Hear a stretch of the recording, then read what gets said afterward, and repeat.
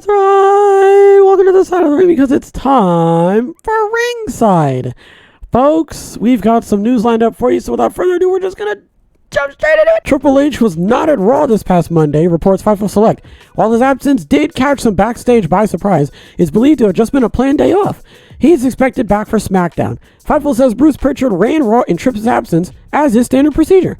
What I'm taking away from this is that things are smooth sailing. At least that's what it sounds like. I mean, I don't know. I mean, maybe it was just like a planned day off, like he was like planning this in the near future, and that's pretty much, why he was doing it. But a part of me wants to believe, okay, and this is just me, a part of me wants to believe that things now are better than they were before, and there isn't really much worry as there used to be. Like, you don't really have to worry too much about Vince McMahon ripping up the script. You don't have to worry too much about Vince coming in via Zoom and messing everything up. Right now it seems like the ship is being mainly run by Nick Khan and Triple H, and they're doing everything that they can to help with TV deals and build stars and listen to the crowd, and it really is just like get the most money out of like everything that they're doing, because now they're, they were doing the whole thing about trying to get like WrestleMania in like London and everything like that. So like right now it seems like the ship is like pointed in the right direction. They don't have to steer as much as they did before. Like before there was a lot of course correcting, and making sure they were going the right way, and they had to get out of the way of the rocks and stuff like that. They had to stop Vince from trying to like move the ship wheel or whatever it's called, back over like a different part. Like now they're going the right way. They're in the way of the wind, and they're perfectly fine. So I'm glad to hear that. Again, it could just be like a regular vacation. That's more than likely what it is. But yeah, that's just me. I would just like to think that that's what's going on behind the scenes. Sticking with Raw, the higher-ups who were at Raw, quote, were very unhappy with the gritty nature of the Natalya versus Rhea Ripley match, according to Fightful. Ripley was said to have had her mouth busted open. This is what will ultimately set WWE apart from AEW.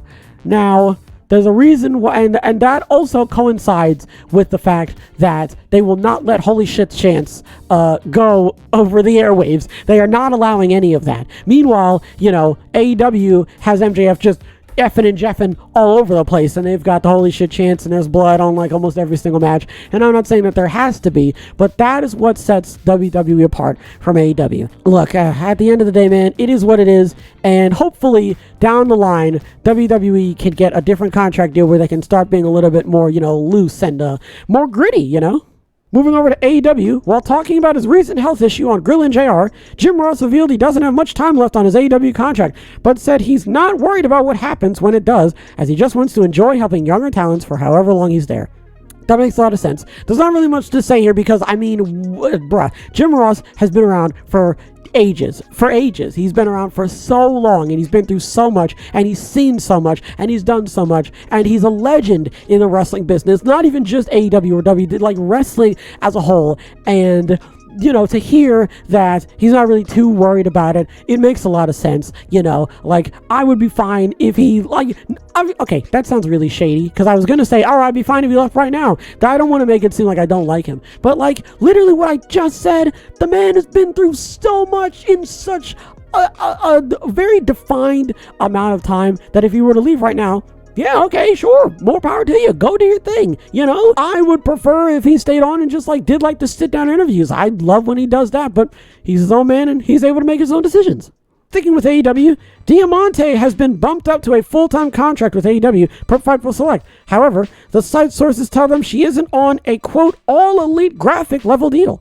So that tells me that she is probably going to be there for half a year, maybe even less. Because if they're not even bothering to do the whole thing of so-and-so is all elite, then that means that she's obviously not going to be there for a significant amount of time. Or that means that she's not going to be in any prominent role backstage or anything like that, production or anything like that. I assume she's going to be there in, the ring, and I don't know, it sounds like she's just going to be there to be a jobber, because it doesn't really make a whole lot of sense to give somebody who is not going to job out to all the other wrestlers, a short-term deal. It just doesn't really make a whole lot of sense. So, yeah, I mean, that really seems like that's what they're more than likely going to be doing. I don't 100% know, but I mean, it doesn't really make a whole lot of sense to give them any different contract other than that happening for them. You know what I mean? So, yeah, there's not really much to say. I mean, if they plan on keeping her, great, but if they don't, then, oh well. Finally, PW Insider says another wrestler, Trench of Swerve Strickland's short-lived mogul affiliates, exited AEW recently when his contract expired. The first thought is that they could potentially, WWE could potentially pick him up because he's a big dude and he's very, formidable. I swear, Parker Bordeaux, right? I could be wrong. That's Parker Bordeaux, isn't it? I could be wrong. But where did all the tattoos come from?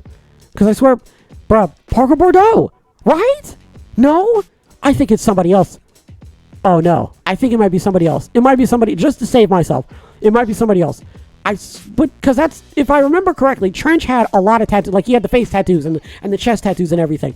And Parker Bordeaux didn't. There's not really much else to say because his contract expired and they were like, look, we don't really have anything for you. So maybe that is Parker Bordeaux. Maybe. I'm not sure. But I wouldn't be surprised if he went to WWE because he's got the look. So they could really do something with him. So only time will tell. We'll have to wait and see. What do we talk about? Triple H is not on Raw this past Monday. That's all right. Not really that big of a deal. Not really much to say. Bruce Pritchard was in charge. Nothing really to write about there. There was another one that I didn't bother saying, which was Vince McMahon wasn't present for Monday's show or Money in the Bank. Again, the ship is straight and they're going with the wind and nobody's touching the wheel anymore, so they don't have too much to worry about. The high-ups weren't happy with the gritty nature of Natalya versus Rhea. That's just due to the rating that WWE has and the TV deal that they have and the fact that they can't say or do this type of stuff, right? And how AEW is allowed to just F and Jeff all over the place, right?